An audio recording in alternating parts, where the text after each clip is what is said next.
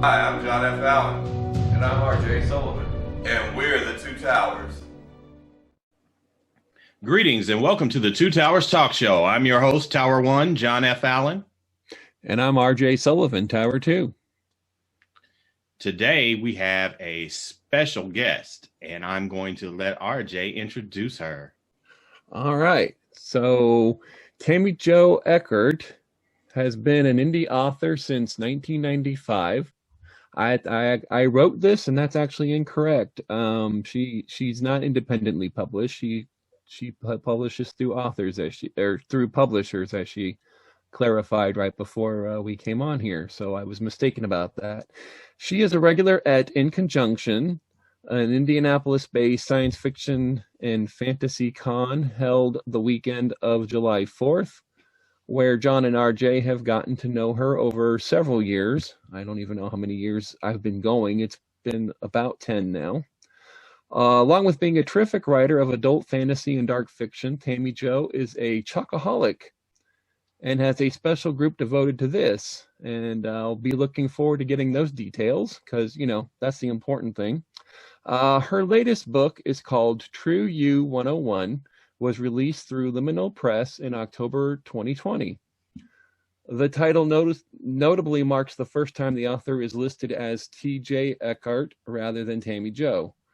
Given that the word liminal means a change of state, perhaps True You 101 marks a change in her approach to fiction. We're going to ask her and let her explain. So welcome, Tammy. Hi, thanks for having me. I'm excited to have you here. So, it's been an interesting year. Tell us about your 2020. So 2020 is, it was an exciting year. It was going to be really exciting because the museum where I volunteer teach at had just recently opened. And then of course, everything started shutting down. We didn't lose any jobs, so that's good. Everyone's working from home. That took some time to get used to, because even though we all have our own office space, you know that other people are in the house, and I'm used to being the only person in the house from about 8:30 in the morning until about 6 at night. Gotcha. So that required some effort.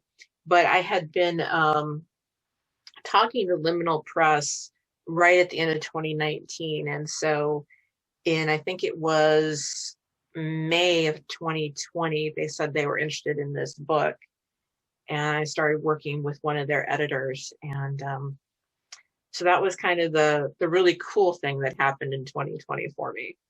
Okay, so True You was not written during 2020. You already had the manuscript. You were working on it the year before. Yeah, so there's kind of a long story, if that's okay. Absolutely. Well, you're kind of ticking off questions I had. How did you learn about Liminal Press? That you're probably going to work that into your story. So just go ahead and tell it.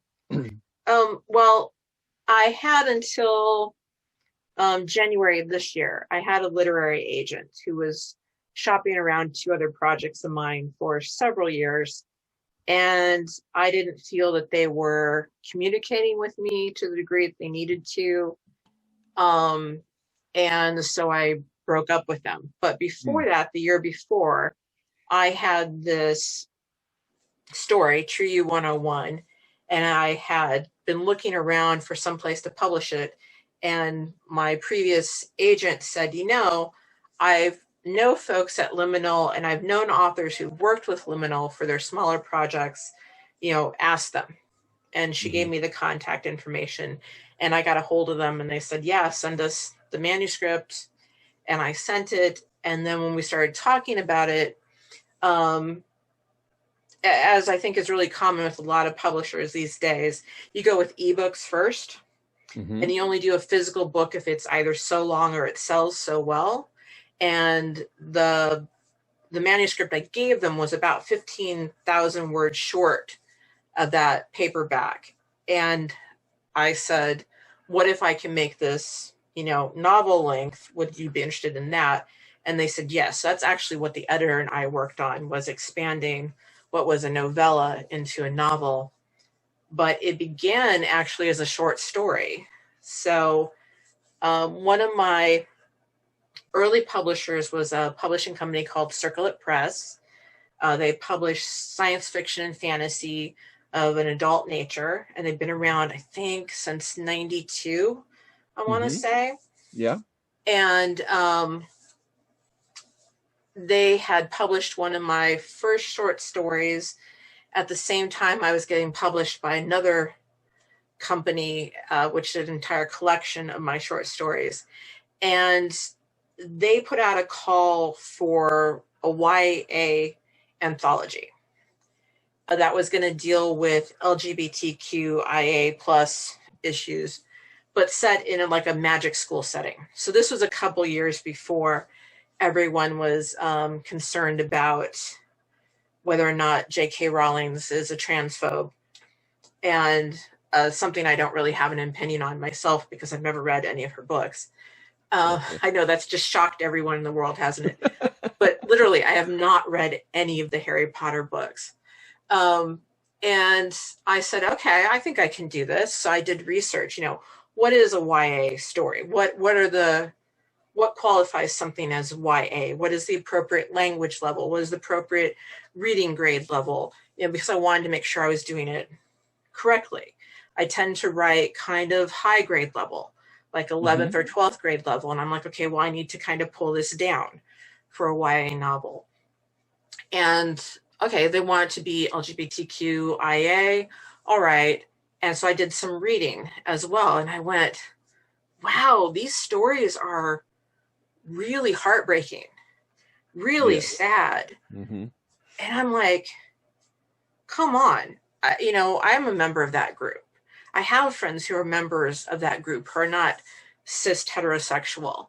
Our lives are not this sad and depressing and horrible. There can certainly be moments that are like that or periods that are like that.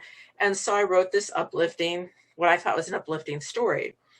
And the editor for the anthology got back to me and he said, I really love this story. It has no place in this anthology because it's the only positive story. Oh, wow. And I was like, are you kidding me? Like, shouldn't that be a reason to include it? But there's a concept of a tone. You want an anthology to have a tone, and didn't fit the tone. And he said, if I ever do a second anthology, I want your story, but I also want you to keep trying to sell it.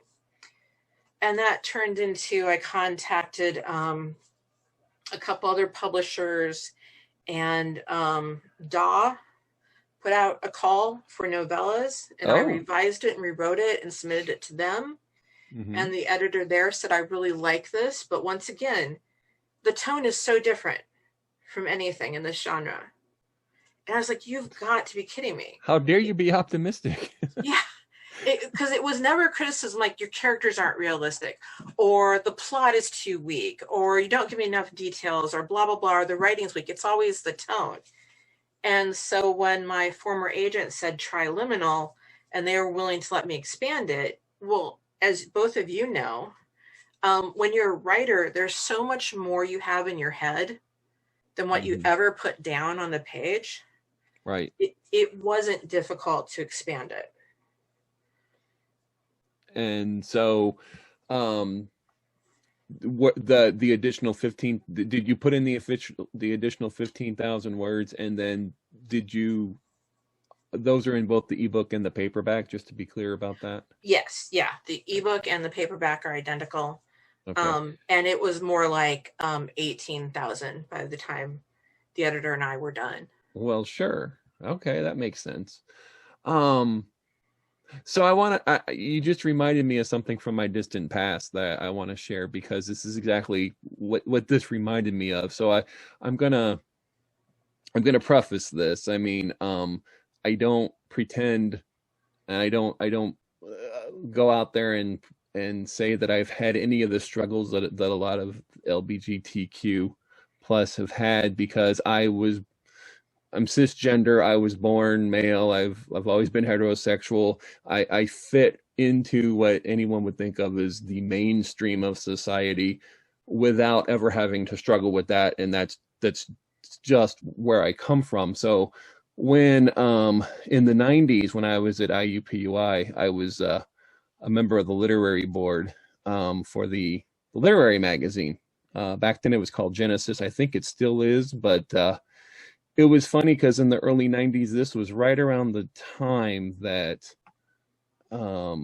gay and lesbian voices were just starting to be heard in mainstream society. Not very well yet, and certainly nowhere near representation, but it was certainly having an effect on our campus. So the submissions we were getting were very much about that. And looking at it from my eyes, it was eye-opening in a lot of ways. But I remember also thinking there were so many upsetting and depressing stories, and stories of so much heartbreak. And then the one I ended up really liking that completely opened my eyes to so many things. And her name's Linda Bond. She knows this story, and I give her full credit. I kind of was my realization of what it was like to be that way every day, and discover who you are, and discover love, and realize that that you don't have to hate yourself, and that, you know, all love is love. And she put it so well and so elegantly in this story.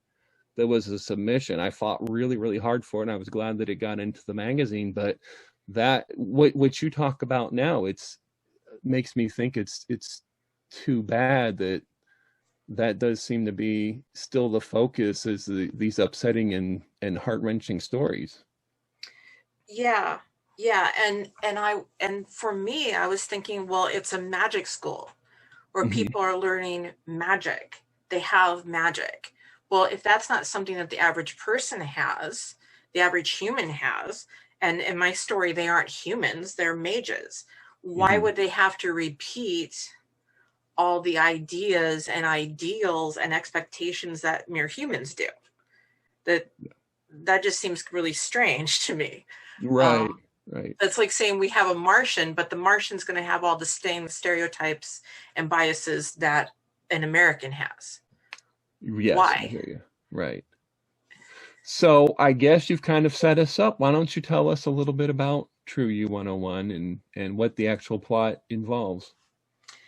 So True You 101 is about our main character, Blake Trudeau, who has a whole bunch of family secrets, but is also keeping a secret about themselves, and how their ability to keep that secret is directly challenged in their second year or their sophomore year of high school at this magic institution where they go to school.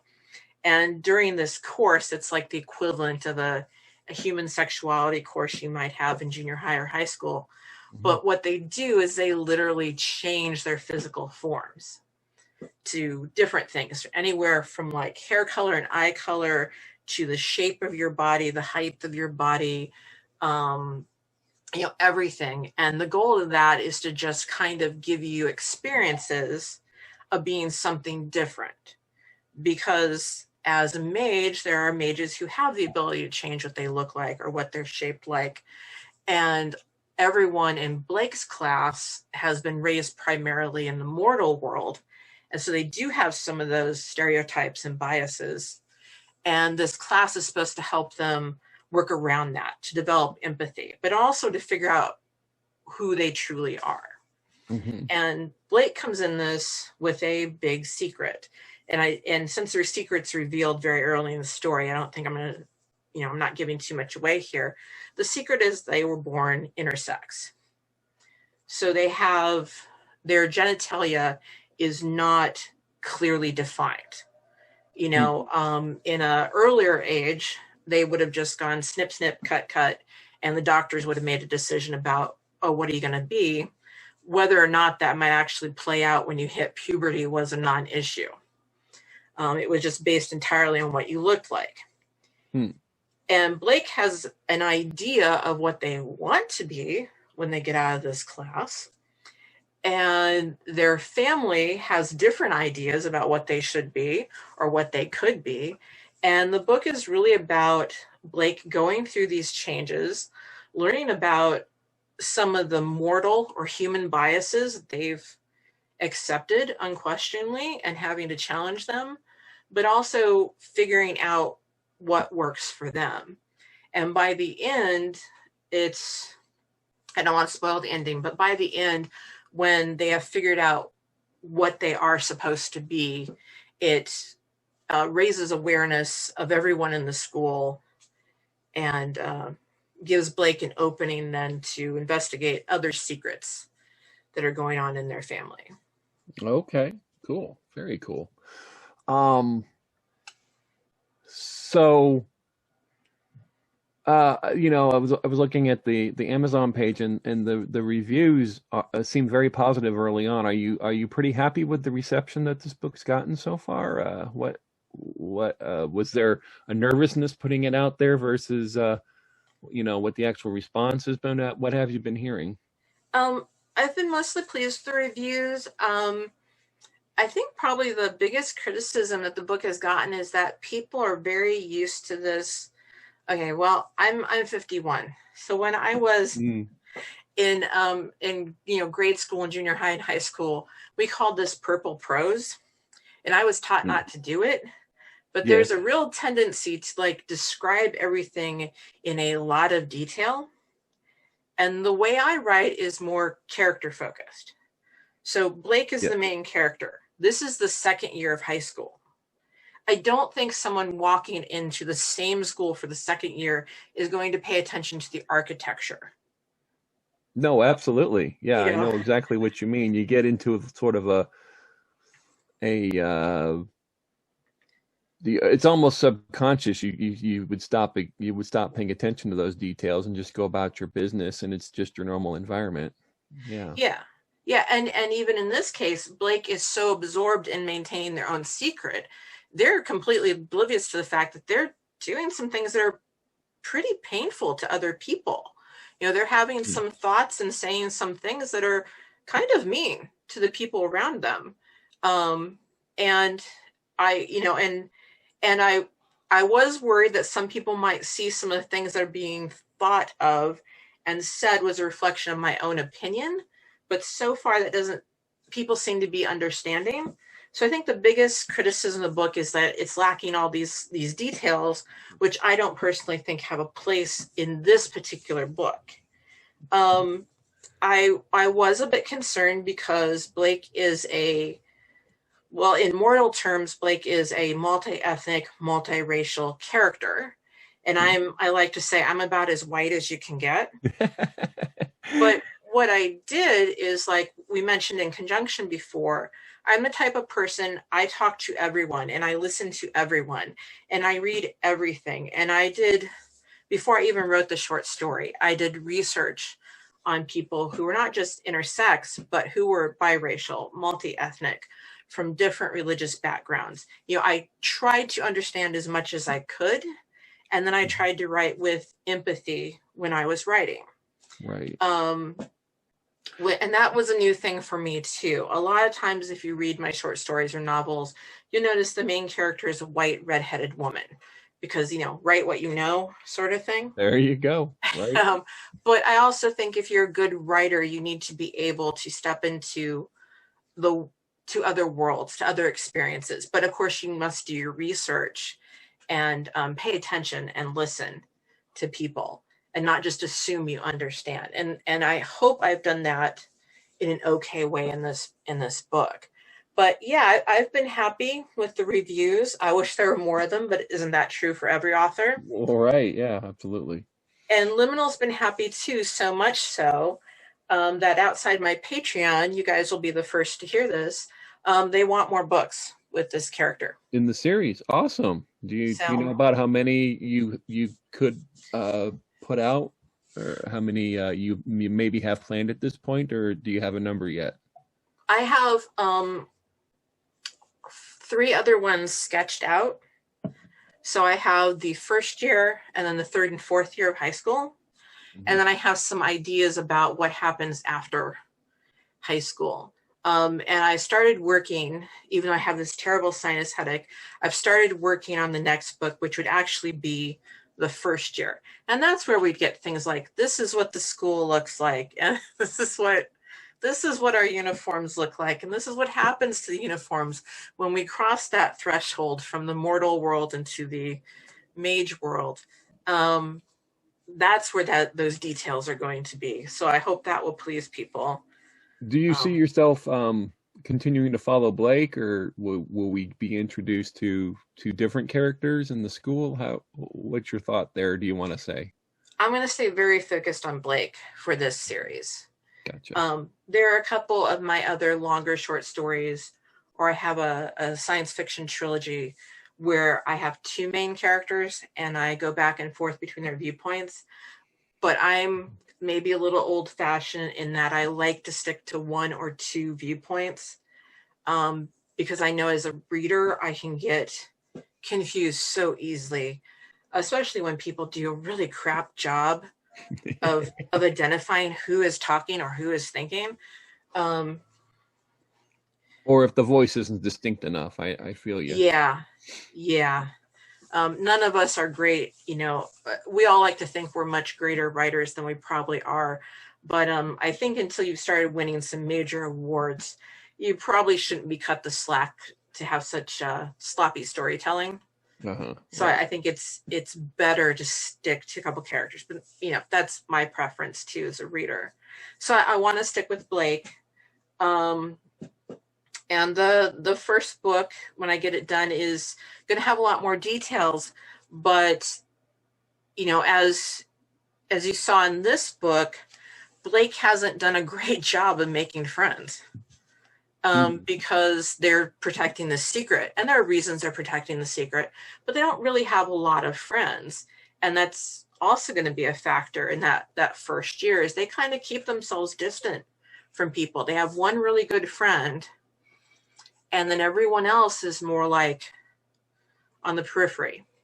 Mm-hmm. And this will be a vehicle for, them learning about, hey, everything I see in my own family, that's real. There are other people. There's a greater community.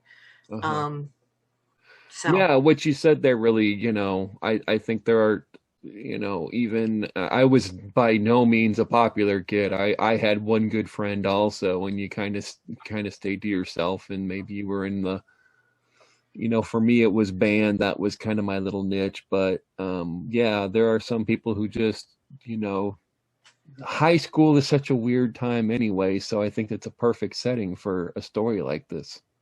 Yeah, and I have been really very touched. A couple of times I've cried when people, even if they haven't written a review, I've had some people reach out on my Facebook page or things like that, to say that this just connected so hard with them about something that happened to them in high school. I think a lot more people don't fit into our ideals of what being a boy or a girl is, than we like to admit. I think it's more of a struggle because, like you just mentioned band, and I'm sure you were a geek, right? A sci-fi geek. Absolutely. In high school? Well, born and bred.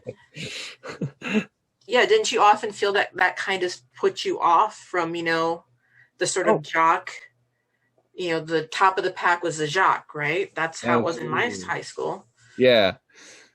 Yeah, so our way of coping with it was, there were these popular parties and popular people, and then the unpopular people kind of found each other, and we had our own parties and we had our own thing going on, and it kind of felt like its own little, oh well, we're not inviting you to our stuff now, like they would care. But it did feel good when I finally did find a group that I could relate with.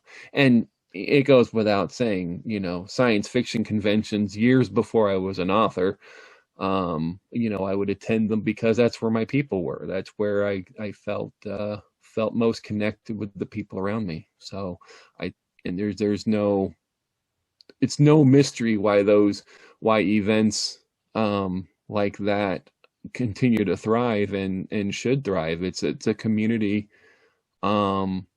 It's an eclectic community, and it's a fun community, and that's why I love attending them every year. But I mean, I was one of them, and I'm sure you were too, years before you were an author.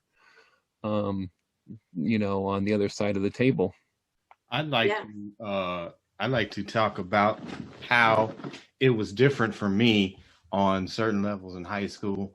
Absolutely. Because for one, I was a nerd, sci-fi. I read comic books still. A lot of other kids my age had stopped doing that, and they weren't really into sci-fi unless it was a big action adventure type thing. They were more into sports. I certainly enjoy sports, but I was never the star athlete. But I had that. I had that where I was kind of stuck between different worlds. So I would go to the comic book store every week, and I would pick up my comics, and I would read my comics, and I was all into reading my sci-fi novels, my fantasy adventure novels, and everything. But I was also at some of the popular people's parties. I knew these guys, and I knew these ladies that I had grown up with, and they knew me. They knew I was a geek. They knew I was a nerd, but we were all still kind of cool. I wasn't. I was the guy that they knew I was a nerd, but they left me alone. And I kind of was like I had my little clique, of course, of fellow nerds and whatnot. But I was not a jock, but I was into martial arts, and so I had some athletic skills. And I did go out for football my senior year, and I was big. I'm still am a huge fan of in the NFL.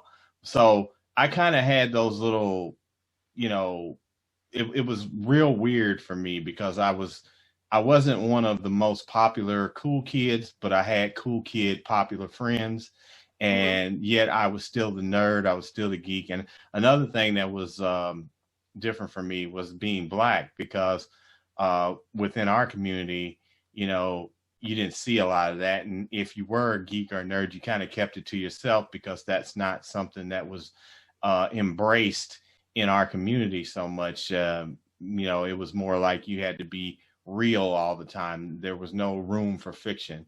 There was no room for fantasy or anything like that. A lot of have so many different. Yeah, a lot of times because of how, our circumstances in our personal lives played out. By the time I was 10, I had witnessed someone get shot, stabbed, and those are experiences that some folks can't relate to. That's that comes from living in an inner city neighborhood and seeing these things unfold, even as a kid. But I had those doorways there, and it was very interesting listening to you guys talk about your experiences and everything, and I thought of mine, so I thought I'd share it. Absolutely. Yeah, no. Yeah, and I think that's really important, because a lot of us are in multiple different groups, right? I think we called them cliques when we were in high school. Right. And some people seem to be content to be in just one, and some of us can't just be in one. Because for various reasons, what our skin color is, where our family's from, what our economic base is from, where we live, what we're interested in, what we have talents in. I had the arts sort of cliques I was part of, and I was also part of the academic cliques, but then I was also part of, the sort of, go out and do stuff, like the social political justice sort of stuff, which, that's older than what you think, Gen Z. It's that was going on in the 80s too. And so there's like these three main circles of people, and I moved between them. So I think the experience of feeling like an outsider is more common. Mm-hmm. Absolutely. Though for some of us, it's more, for some people, it is really more of a feeling.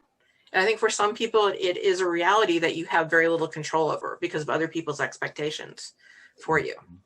Absolutely. And that is, I think it being a YA book aimed at, with a teenage protagonist makes perfect sense. I wanted to ask you, certainly,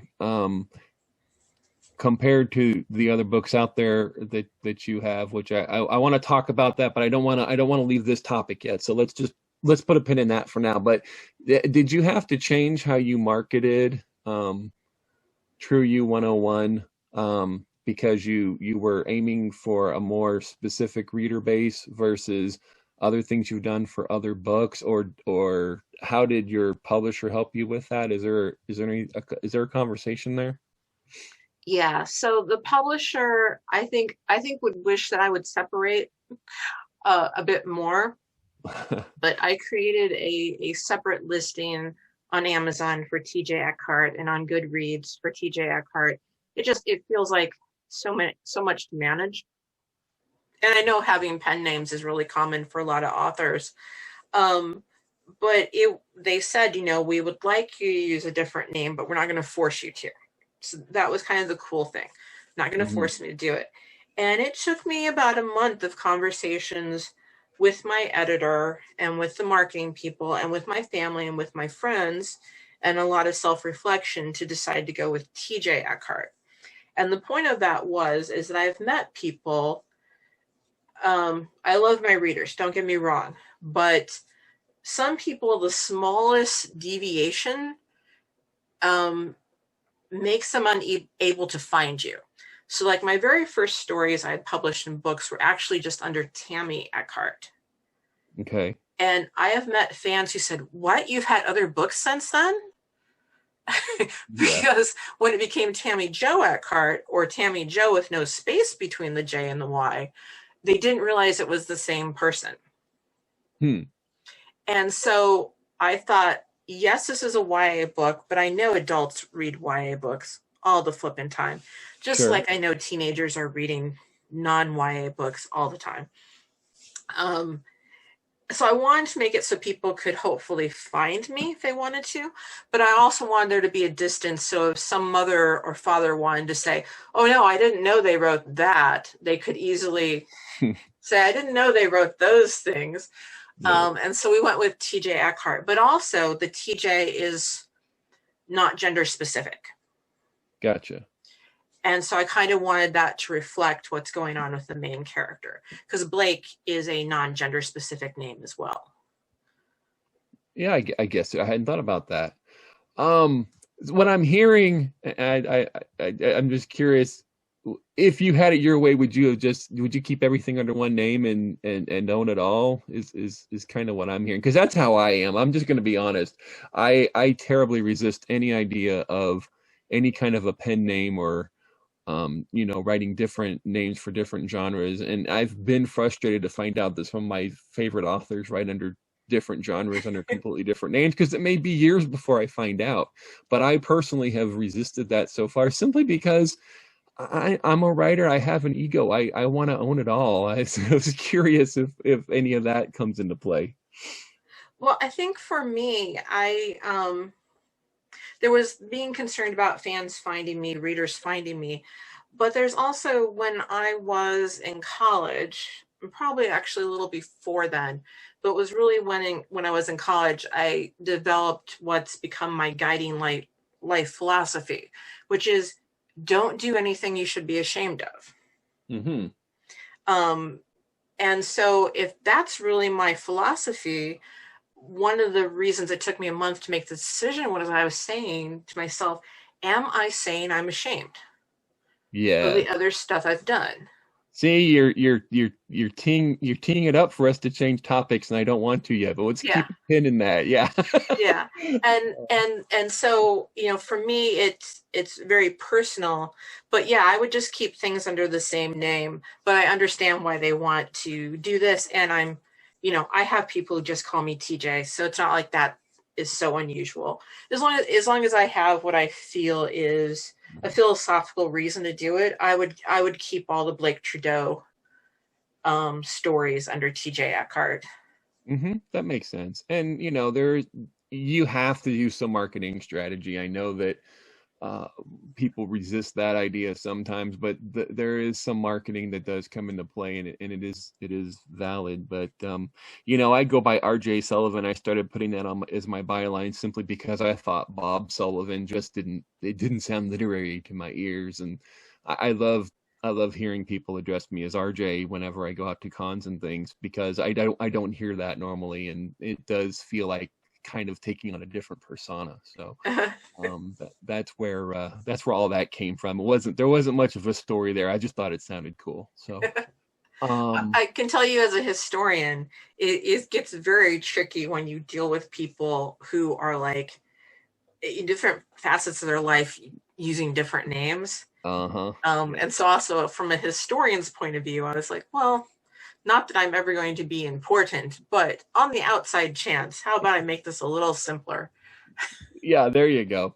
So I think without any further ado, because I want to get into other topics, maybe this would be the time, if you are up to it and willing, maybe you read us a bit from True U 101.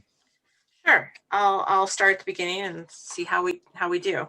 And just so your listeners know, this is the first time I've actually read this to a live audience, because that's something 2020 really did away with, was having a live. Allowed. Yeah. Okay, so this is chapter 1, Most Loved, Most Hated. Dear Journal, most people believe that unless you are a certain age, you won't remember events clearly. Sure, tragedy can leave emotional scars, but details will be fuzzy. I remember everything about the day my parents failed to come home. It was the most terrifying day of my life. I'm Blake Trudeau, and I just know that as soon as I step across the classroom threshold, this is going to be the most terrifying year of my life, my sophomore year of high school. Welcome, new students, the professor greets us as we walk into her classroom. Most of us come in pairs, a few in trios. My best friend is already sitting in his seat when I look around the door. Sebastianus Hiles' family lives in the same block as mine. We've known each other through his parents and my grandmother and uncle, who must meet regularly with other mages who have chosen to live in the borough of Birkeland in the mortal world. Seb turns and waves at me, his grin wide. Of course he's happy to be here. He isn't hiding a fundamental part of himself like I am. Where were you this morning? I ask him as I take my assigned seat. I know which desk is mine because it emits a soft white light that only I can see. I'm a couple rows down from Seb, but class hasn't begun for the day, so I stay standing and frown up at him when he just shrugs his shoulders. I waited at the bus stop, but you never came, I press. Seb looks directly at me for a moment. His gaze travels down and up my form, making me uncomfortable. His grayish blue eyes get a bit wider and a touch dilated. He's been looking at me more intently ever since he got back from his summer vacation 2 weeks ago. Normally he calms down after a few of my taunts, but today he swallows and looks pointedly away. I've got to get to campus earlier this semester. I thought I told you that. Did he? He told me all about his vacation, his uncle's job. Like my uncle's job, like my parents used to be, keeps us close to the mortal world, so our vacations can't be 3 months long like the Hiles family summer. He did mention something, so I ask, is this a football thing? I use the British term for the sport because my grandmother and uncle still use that word. Now he turns and frowns at me, his gaze directed at mine. I'm first student manager. I have to be there for practice before most of the players. And it's soccer, not football? Oh, I reply, that's right. He was complaining about how he hadn't really bulked up over the summer or added more than an inch in height. I think he said he didn't want to be an average white boy any longer. Maybe he feels he doesn't stand out in a crowd, here or in the mortal realm. But I've always found his thin, straight, light brown hair interesting. I feel my cheeks heat up and take the approach of more students as an excuse to look away. I turn back when Seb calls down, I can still do lunch on the ride home. He adds with another shrug, if you want. Sure, I agree quickly. The students between us giggle, but don't comment as I turn and sit down. The professor and her assistant are urging everyone to take a seat. So I get out my ritual case and my personal school journal. I think I'll stop there. All right, unmuted. Okay, so that was very cool. Thank you for doing that. I apologize, I kind of over a couple words, but like I said, first time reading it, so. Oh, it's really neat. You know, I love to hear you read. I remember years ago, we attended a couple of things where we were reading. It was a couple of late night things, and that was where I really became familiar with your work. And I want to go back and talk about that a bit, and talk about in conjunction and conventions and that sort of thing. So you have been, your bio says you've been publishing since 1995. Is that accurate? Yes, that was the first thing that I was paid for. I paid for a work of mine. Yeah. Okay. And how long would you say you've been like doing the touring author thing where you go and you do signings and you set up books and all the rest, like John and I do? That's relatively recent. So I really didn't do that when I lived in New York. I didn't do that when I lived in Iowa. It wasn't until we came to Bloomington, and actually my husband went to In Conjunction for a couple years. Mm-hmm. And then he said, why don't you come with me? And I met, some people there, and I really liked the people there. And I think I went to a panel on gaming, RPG, tabletop gaming. Mm-hmm. And I, asked a question, and afterwards they said, hey, you seem to know what you're talking about. How would you like to be on a panel next year? And I want to say that was like 2003 or something. Okay. And so then after that, the people running Conjunction, they, got a hold of me and learned more about me. And some of them said, oh, they'd heard of some of my books, apparently, because, communities overlap. And they had said, hey, would you like to come and do some more panels? And I got into it that way. And I remember back when we used to have the author tables in the hallways. Oh, yeah, right. In Conjunction. And then we had the one room. And then now, I think for a while now, we've been in the bigger sort of dealer space. Yeah, I don't know if that was 1 year or two. They stuck us into that room by ourselves. That was awful. Yeah. When they stopped doing that, I want to say I've probably been attending since 2011, 2012. John, about the same. And I mean, I think you've been involved about as far back as I can think of, as far as In Conjunction specifically goes. And I know we've been to other conventions as well, but just as a general,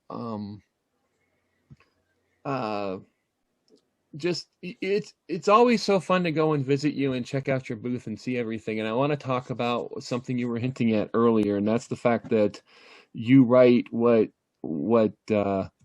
Amazon or others would categorize as adult fiction, and that sort of thing. And our language is so unspecific and kind of, there's some loaded language in that I think leads people to make certain assumptions about. So, if I'm jumping in here and being a bit defensive because I don't want people to make those assumptions. And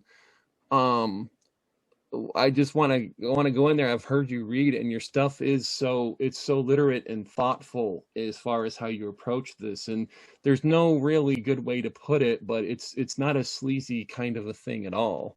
And that's what I've always loved about what you do. So this is all to kind of set up the question of, like, when a random person comes to visit your booth, how do you walk that line? How do you talk to them about it and get them comfortable to check out your other work and everything? Yeah, some people come because they know who I am. Sure, absolutely. Yeah. And maybe they've read my nonfiction stuff, or maybe they've seen me at a different type of convention, or they've heard me speak about a different subject or a related subject. And but if someone's just coming in, they've never heard of me, I usually say, what are you into? What do you like? And I know many people write in very discrete genres, and I've always been more intergenre. So, like, I might have science fiction story or a horror story or a fantasy story, or that line between them might be blurred anyway. Right. So that's usually how I approach people is what are you into? Like, and so if they're interested in horror, then I might say, well, have you checked out this collection of vampire stories? Or, if they're interested in historical fiction, well, hey, I have an entire collection of short stories that's set in basically the Bronze Age through the Hellenistic period. And or science fiction and fantasy. A lot of my stories are that. And then I also have some contemporary. So that's how I first approach them. I think the hardest thing for me is when people come to the booth and you can't tell exactly what age they are. Because I do have parents who are fans of my work, and they might bring it's clear that this is an 8 to 12-year-old. And I don't want them touching my stuff. They can touch the stuff from the chocolate cult. That's fine. But they don't need to be touching the book, even if their mom is there, looking at it and going, yeah, I want to get this. And you get a lot of kids that are on their own. And so I kind of gear them more towards the chocolate stuff. Like, hey, do you guys want a sticker? Or, something like that, which is the more mundane stuff. But I've had some interesting reactions to people, not so much In Conjunction, but at a few other conventions. I've been to places like DuckCon and MarCon, and a few other places like that. But I had one MarCon, I had a gentleman might be being a bit too kind. I had a man who came by my booth like 4 times and was doing that sort of chicken neck thing where you're walking, but you're looking behind you at the same time. And the 4th time he came by, he was with a woman, and that's when he decided to say something. And he said something like, "This is all very disgusting," like very loudly. And she just kind of looked at him like, "What are you doing?" Oh, no. Right? Right. And the other people around me are looking like, what is going on? And he doesn't realize it. But after that, I sold 3 books within 10 minutes. Oh, there you go. Because he drew attention to the booth. Right. And I think he was doing it because he was uncomfortable with his interest. Oh, yeah, absolutely. Yeah, I followed. I get what happened. And so that's been, that sometimes hurts my feelings. When people will do that, I say, well, I don't read that sort of stuff. And I'll be like, really? Because I can see what people are selling around me here. Right. I think it's funny. I've had, I mentioned vampires a little while ago. A few years ago, I was in 2 anthology, one called Boys of the Bite and one called Women of the Bite. Don't get me started on the problems I have with those titles, how one is more juvenile than the other. But I'm not the editor. I didn't do it. And the one story there was more sexuality in it. The story just called for it. The other one, the editor called me and said, I love the story, I want it, but there's not actually any sex in it. Yeah. What can we do about this story? And I'm like, well, my opinion on that is I put in what's necessary to tell the story. Mm-hmm. And they said, well, how about at the end, kind of to play with the thought of the climax, that after the climax, there's a secondary climax. And they actually had to talk me into making these changes. And I made changes that satisfied them enough without compromising what I felt was the core of the story. Oh, yeah. So you guys came up with something that you were happy with and they were happy with also. And that's just being a writer, right? Yeah. I mean, it's, a lot of times, even with really big publishing houses anymore, if you've picked up, one of the big 5 books from them, you look at them and you go, how did this get published? Because the quality is just not very high. And I'm thinking, what are their editors doing? And I think sometimes editors do the bare minimum. Mm-hmm. And some editors are really great. And I believe that so far, because I've mostly been published, except for my first 2 books, all my other books have been relatively small publishing companies. Okay. And their editors have been very invested, because it meant a lot to them. Their house might only be putting out 1 book a month. And so the fact that they're working with me for, that January release or whatever it is, that means a lot to them. They want that to be good. Whereas, if you have a really big place, they might put out dozens of books in a month. So who cares, right? Right. Or you have a really big name. So whatever. We know that 200,000 people are going to buy this book regardless of if it's good or not, simply because of the author's name. So I've been very blessed in that I've had editors who are willing to talk to me and listen to me and have a feel for the characters in the world that I'm trying to create, Right. and not try to convince me to do something maybe I'm not comfortable with. But I'm also really blessed. My husband, who's actually in computers, but he has at a few conventions at DuckCon and another convention whose name is escaping me right now. He's taught classes on editing. And so I have a reputation amongst the publishers I've worked with of having very clean manuscripts To start from. Yeah. Yeah. So they're not going to have things like grammar and spelling or continuity or logic problems. It's really going to be more meaty stuff to work with and talk over. Yeah. I'm a believer in whatever level you're at, you should turn in the cleanest manuscript that you're capable of before an editor has to get involved. And I've tried to live by that. My wife happens to be very good, and by the time she's done with my work, I know it's much better than when I started. So yeah. But coming back to the idea of I guess in summary, adult fiction, if that creates a certain idea in your head, or a certain, puts up barriers in your head, Tammy's work was really enlightening to me, because it's so much more to that than my own preconceptions of what that meant. But you talked earlier about, I love the way you put it, I shouldn't be ashamed of anything I've done. And I agree. I think everything you've done is extremely good in its own way. It fits very solidly into the genre that you've chosen to write. But coming through this, trying to market a book to a different audience, has this created any particular problems, or did it create any have you found people kind of dismissing you unfairly, either with your publisher or with readers or anything like that, or has this been a pretty smooth transition for you? It's been pretty smooth. I wish I were better at marketing. I would make a lot more money if I was, I'm sure. Every author ever. But the publisher's been helpful with that. There's just, compared to my first two books, I didn't have to do anything.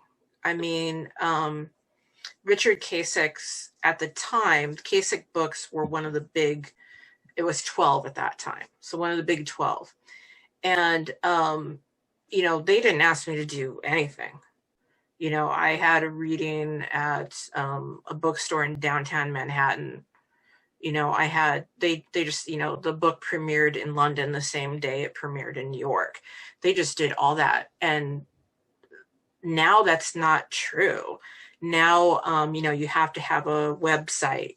You need to have a Facebook page. You should have, some other social media, and you should be promoting the books, and you should, at least once a week mention the book and try to get it out there. And I try to do things like that. I don't know that I'm particularly good at it. I've been very focused on this book because it's the newest book. Sure. So I don't know how I will make that split if there is a time when I have, let's say, two books. And I was hoping I would have something else to announce to you guys here, but I don't have it yet because I don't want to jump the gun. Well, dang it. That's all right, though. But let's just say 2021 may even have more exciting news in it later for me.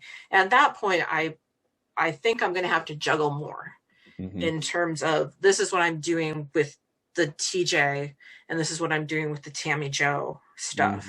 Then you got two different pages, and it gets really fun from there, I'm sure. Yeah, and I think what I might do is we might just set up a separate tab on my main website.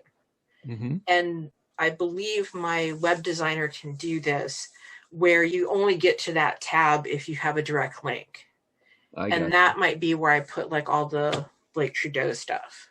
Right. But until the next book is out, I don't feel that the cost equals the benefits yet.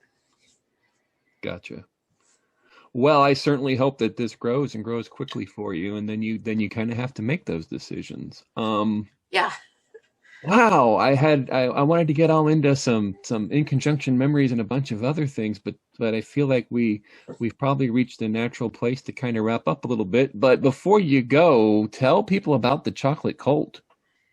Okay, so the chocolate cult I started many years ago in 2009, and I got my doctorate in ancient history right at the end of 2007, right before the economy started to crash. And that crash actually hit academia really hard. Academia has never actually recovered from that crash. But I went from, I had 4 on-campus visits, I had a dozen job interviews, everything, to within a year, no jobs in my field for 2 years. And at that point, I decided to just be a writer full time. But that's depressing. When you go from being in a classroom teaching, which is a very different sort of energy, to like being at home alone writing, I wanted something to do. And I was still in talk therapy at the time. And I told my therapist this, and I joked, hey, there are some science fiction writers who've started cults. I think I might want to start a cult. And she said, do it. And I said, okay. And I thought, well, what's something that I love? I love chocolate. And so then, of course, being a historian, I had to do some research, right? Well, yeah. And I discovered that chocolates always had a lot of religious connotations, not only in Mesoamerican and South American cultures, but also when the Europeans first discovered it. And a lot of people talked about the cult of chocolate, but no one had the chocolate cult. And so I just, before it was Blogger, it was something else, Blogspot, I think, and created a website and just started talking about chocolate. And within like a month, brands started reaching out to me and sending me products. And that it's never been a moneymaker because I made the decision early on that I wanted to be objective. Mm-hmm. And so I don't accept money from companies. I just accept products. Right. That way there's no expectation that I'm going to give them a good review. I'm going to give them an honest review. And by the same token, no one has to pay to read the blog. So the most I might make from it is like if people follow a link, and buy something on Amazon or buy something at Kroger or buy, something like that. Or if they come to like in conjunction buy a chocolate cult button or a sticker, that's the big bucks I'm making there. There you go. Yeah. So it was working really well. And then a couple of years ago, blogging kind of started to fall to the side. Mm-hmm. I think companies started realizing they could just pay people to say what they wanted. Unlike Instagram and TikTok and things like that. I still see that people read what we do and companies still send me things. But it actually helped me a lot because I was very much I was an unconscious emotional eater. Oh. And because I set up this idea that I was going to talk about chocolate using all my senses, I automatically had to slow down eating the chocolate. And I would take notes. And so it's kind of made me slow down, not just with chocolate, but with other types of eating and thinking a little bit more. And I think that's improved my health and made me appreciate food more. I've also tried some stuff I would have never tried with chocolate before, to be honest with you. Huh. I'm not a terribly adventuresome eater, and that comes from I have several food intolerances and allergies, so I'm always kind of wary. But it would never occurred to me to eat black peppered bacon with chocolate. Nor me. Or chilies with chocolate. Or curry with chocolate. Yeah, I've heard of like insects and other things. I know that's another whole topic that people will put in chocolate and that sort of thing too. Yeah, I'm just a straight chocolate bar guy myself. Yeah. But, Yeah, I could go down that topic forever. But it sounds like it actually the focus on that eating help create a healthier habit for you. So that's good. But is Yeah. the chocolate cult is still alive and well though, right? Yep. Yep. We just this week's post was about there's a company called Ticket Chocolate, and they have a thing they called hot chocolate on a stick, which is basically like a cube of a chocolate, and you stir it into your hot milk, and it melts and it blends pretty well. Ooh. And I'm intrigued. you know, it reminded me like we've gotten chocolate spoons, which are literally spoons made of chocolate.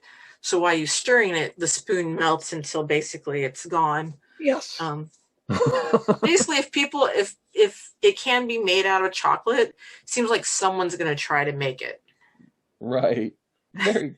That's pretty neat. So you probably learned about all kinds of things. I mean, we could probably have a whole discussion about that sometime, and I think we will. But that's really cool. Obviously, that is something I've always adored about you. I wanna share that. When I turned 50 and it happened to fall on the weekend of In Conjunction, it was so sweet that you would sneak little notes to me with little chocolates on them throughout the weekend when I was running around trying to do different things to kind of play it up. But it was neat to come back and then find your little signs and stuff. It just touched me, and I did really very much appreciate that. And it's always so fun hanging out at the conventions and talking to you and seeing what you're up to. John, do you have anything more? Well, I wanted to chime in about the chocolate. So I am a huge chocolate fan. I have been. It was one of the first types of sweet that I fell in love with as a child. And it, started with the plain old Hershey bar.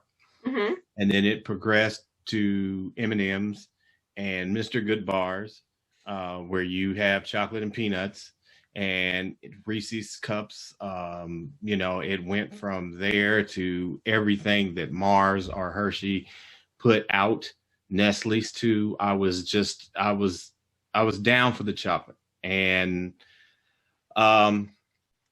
even at this point in my life, I love chocolate. I cannot eat as much chocolate as I want. Not even just for the fact that it's got a lot of sugar in it, and and calories and all that kind of stuff, but just my body can't process enough the amount of chocolate that I would love to be able to eat.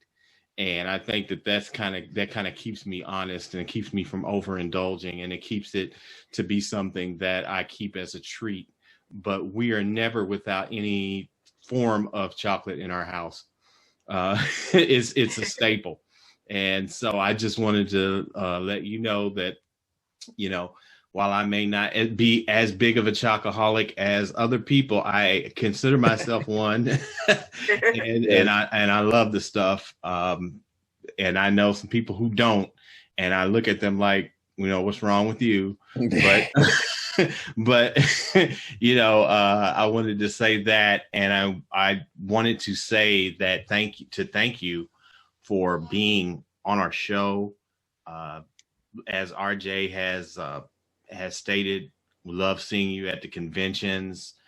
We got a chance to do a panel together, you and I, the last time we were there at In Conjunction, I do believe, when they put us in the room Yes. with the wine racks on the outside next to the restaurant there. And and I think we were having Wi-Fi issues too. So it was like, Yeah. But we had some very good conversations and very good times spent hanging out. I missed that. I'm looking forward to next year when hopefully things have balanced out, normalized to where I feel a lot safer being in the convention circuit, and hope to see you again at that time. Yeah, and to be clear, that's going to be 2022. We talked before we started. None of us are really able to make In Conjunction this year. Tammy, you're not going anywhere else as well this year. Is that correct? Probably not. I have a few things planned online, some conventions or some classes I've been taught. I had actually last Saturday, not yesterday, but the week before, I was at an online conference. And so I'm kind of busy doing those things, and education where I'm like teaching, leading workshops for like 2-3 hours at a pop. And then I have my Patreon where I'm creating new stuff and talking to people and sharing things as well. But yeah, probably the first thing we'll feel comfortable doing will be just like meeting with our gamer friends. You know, I've been running now a game for, oh geez, when I'm 51, right? So for 11 years, I've been a game master running in a particular setting, and we moved everything online, and it's just not the same. It's okay, but it's not the same. Yeah, I hear you. Yeah, and I'm doing a few virtual things this year. It's not been hammered out yet, but as far as face to face, the one potential thing just didn't work out, and at this point, I'm probably just going to stick to virtual, at least for the foreseeable future. I hate it, but that's the reality. I think it's the choice that makes the most sense for me. So Yeah, and I just want to say to John, yeah, I totally remember it was Black Lightning. Mm-hmm. And we were doing it, and I was so excited that someone else knew what Black Lightning was. Yeah, I had a lot of fun with that. I'd been reading the Black Lightning comics since I was a little kid, and of course, a lot of the people that we sometimes talk to, we talk about that, and I'm quick to let them know I've been reading comics since 1975. So, I've got 46 years of experience reading some of the old school 70s comics all the way up to now. And I remember that being on the carousel. And I thought, this is just the most awesome thing ever. I've got, a superhero with an afro and an attitude, but yet at the same time, he was a teacher and he was helping the students. And I've just thought that was just the most amazing thing as a young Black kid growing up. And it was really fun to have an opportunity, or we were going to have that opportunity to talk about that character. Yeah, I've been, well, up until our cable company down here in Bloomington stopped carrying the CW, I was watching quite a few CW shows, and now I have to wait for like the day after for it to come online on their website. But I'm still trying to keep up with these things, and I'm kind of picky about what I'll watch. So if I'm like, if I say like, no, I am watching Black Lightning and I am watching this, I'm watching that, and then other people say, oh, that means you're watching X, Y, and Z too. I'll be like, no, I ain't watching those. I feel you. Yeah. I have to say this about Cress Williams as the starring as Black Lightning on the show. I've been impressed with him and his demeanor from the time he was on Living Single back in the 90s, the Queen Latifah produced show. And when they cast him, I was like, yes, I was so excited because I knew that his gravitas, I knew that his voice, I knew everything about him was going to fit perfectly into that character. And he did not disappoint. And I'm just sad to see that this is the last season for the show. Yeah. I'm hoping it's because they're wrapping up their vision and not just because of ratings. Right. Because who knows on the CW though, frankly. Right. Exactly. All right. Well, thank you so much again for joining us today and being a guest on our show. RJ, did you have anything else before we close out? No, you were going where I was going. So yeah, Tammy, thank you for being here. This was so much fun. But where can people find you? So you can find me, you can look up TammyJo.com or TammyJoEckhart.com. We tried to claim all those variations. Can you spell your last name? Eckhart. There you go. Yeah. And if you look that up, there aren't a lot of Eckharts here published. So if you find Tammy Jo or Tammy or TJ, it's me. I was putting your biography together, and yeah, it is a name you have to pay attention to when you're typing it out. So yeah, but thank you so much for coming. This was a lot of fun, and we'll look forward. We'll have you back another time, probably when the next book comes out. All right, thank you so much. And if anyone in our audience wants to check out what I've been doing lately outside of the Two Towers show, you can always visit my website, johnfallenauthor.com. And where can they find you, RJ? I am at rjsullivanfiction.com. And same, it's where everything is there. All your different links, social media links. I try to make it easy for folks, and there's a lot going on right now, so check me out. All right, and if you happen to be on Facebook, I would like to introduce and encourage you to check out OG Nerds. OG Nerds is a group, a community for nerds of a certain age, 40 or over, although all over 18 are welcome. So give them a look on Facebook, Instagram, and Twitter. And that's going to wrap up this episode of the Two Towers Talk Show. And you can join us next week. We air on Mondays and Wednesdays. Our interview episodes are on Fridays. So you're getting a lot more Two Towers this year. And we look forward to bringing you our next episode. Thanks, and stay nerdy. The Two Towers Talk Show is sponsored in part by OG Nerds, a new social media community dedicated to nerds of a certain age, 40 and over, although all are welcome. Members are encouraged to share articles and links on their favorite nerdy topics such as animation, anime, art, books, writing, comics, manga, movies, music, sports, tech, science, TV, video games, RPGs, and more. Be sure to visit them on Facebook, Twitter, and Instagram. The Two Towers Talk Show is sponsored in part by Showtime Cinema in Mooresville, Indiana. Their friendly staff is always willing to go the extra mile to make your movie-going experience an enjoyable and memorable one. Enjoy the comfort of their new cushioned seating in their spacious auditoriums. And while you're there, be sure to stop by the concession stand and purchase some popcorn where real butter topping is an option.